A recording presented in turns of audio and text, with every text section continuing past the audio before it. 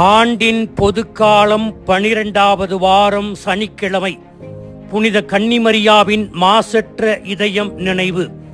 1969 ஆண்டு திருத்தந்தை 6ஆம் பவுல் அவர்கள் இயேசுவின் இதயத்திற்கும் அன்னை மரியாவினுடைய இதயத்திற்கும் இடையேயான தொடர்பை வலியுறுத்தும் பொருட்டு ஆகஸ்ட் 22ஆம் தேதி கொண்டாடப்பட்டு வந்த அன்னை கன்னிமரியாவின் மாசற்ற இதயம் நினைவு கொண்டாட்டத்தை இயேசுவின் திரு இதய பெருவிழாவிற்கு அடுத்த நாள் கொண்டாடும்படி அதனை மாற்றி அமைத்தார்.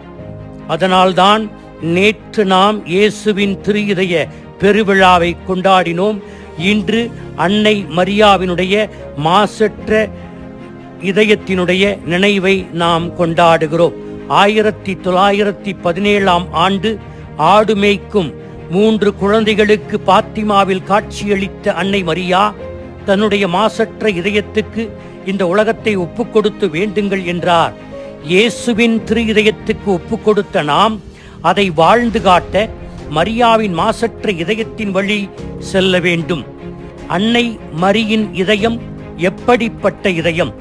திருப்பலி புத்தகத்தில் உள்ள அன்னை மரியின் தூய இதயத்திற்காக இருக்கின்ற நேர்ச்சை திருப்பலியில் உள்ள புகழுரையில் அன்னையின் இதயத்தை அழகு செய்யும் 8 குணங்கள் கொடுக்கப்பட்டிருக்கின்றன. ஞானம் நிறைந்த இதயம். 2 கீழ்ப்படிதல் உள்ள இதயம். 3 புதிய இதயம். 4 கனிவான இதயம். 5 பிளவுபடா இதயம். 6 தூய்மையான இதயம். 7 உறுதியான இதயம்.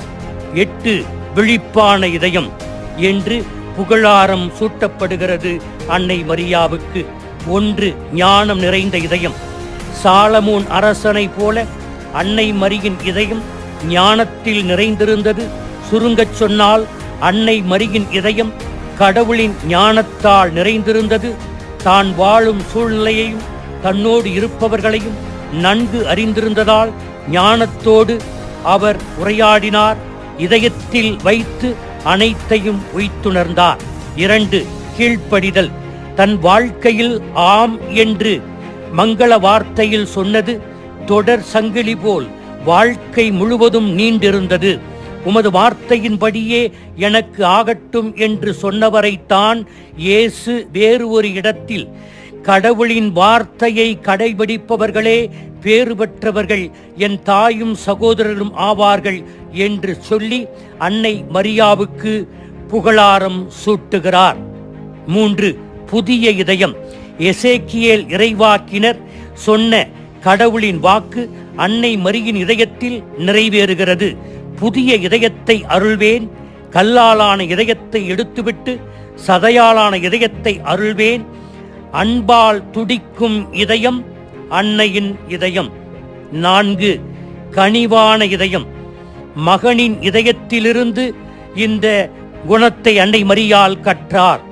நான் இதயத்தில் தாழ்ச்சியும் கனிவும் உடையவன் என்று இயேசு சொன்னது அதே கனிவான இதயத்தை அன்னை மரியாவும் பெற்றுக்கொண்டார், கடைபிடித்தார். 5 பிளவுபடாத இதயம்.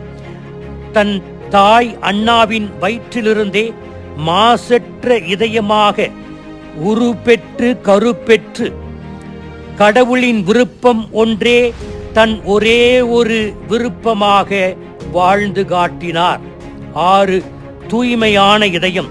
தூய உள்ளத்தோர் பேறு பெற்றோர், ஏனெனில் அவர்கள் கடவுளை காண்பர். அன்னையின் இதயத்தில் பாவத்திற்கு இடமே இல்லை. அதனால்தான் தூய்மையான உள்ளத்தை கொண்ட அன்னை கடவுளை பெற்றெடுக்கின்ற தாயாக மாறினார். 7 உறுதியான இதயம். பலரால் பலமுறை குத்தப்பட்டாலும் அன்பையே வாழ்வாக்கினார் அன்னை மரியா. ஏரோது தன் பிள்ளையை கொல்ல தேடும் போதும், எகிப்துக்கு இரவோடு இரவு செல்லும் போதும், நாசரேத்து மக்கள் தன் மகனை மலையிலிருந்து தள்ளிவிட நினைத்த போதும், இயேசுவின் பொது வாழ்வில் பலர் அவரை புறக்கணித்த போதும், அவர் சிலுவையில் அறையப்பட்ட போதும் பலர் காரி உமிழப்பட்ட போதும் சிலுவையையே நேசித்தார் அன்னை மரியாள். சிலுவையின் வழியே சென்றார், சிலுவையின் அடியில் நின்றார். எனவே எந்த ஒரு நேரத்திலும் அவர் பின்வாங்கவில்லை, உறுதிப்பாட்டோடு இருந்தார். 8 விழிப்பான இதயம். எல்லா நிகழ்வுகளிலும் விழிப்போடு அன்னை செயல்பட்டார்.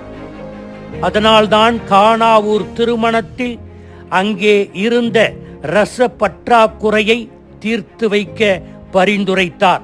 இப்படிப்பட்ட இதயம்தான் நமக்கு வேண்டும்.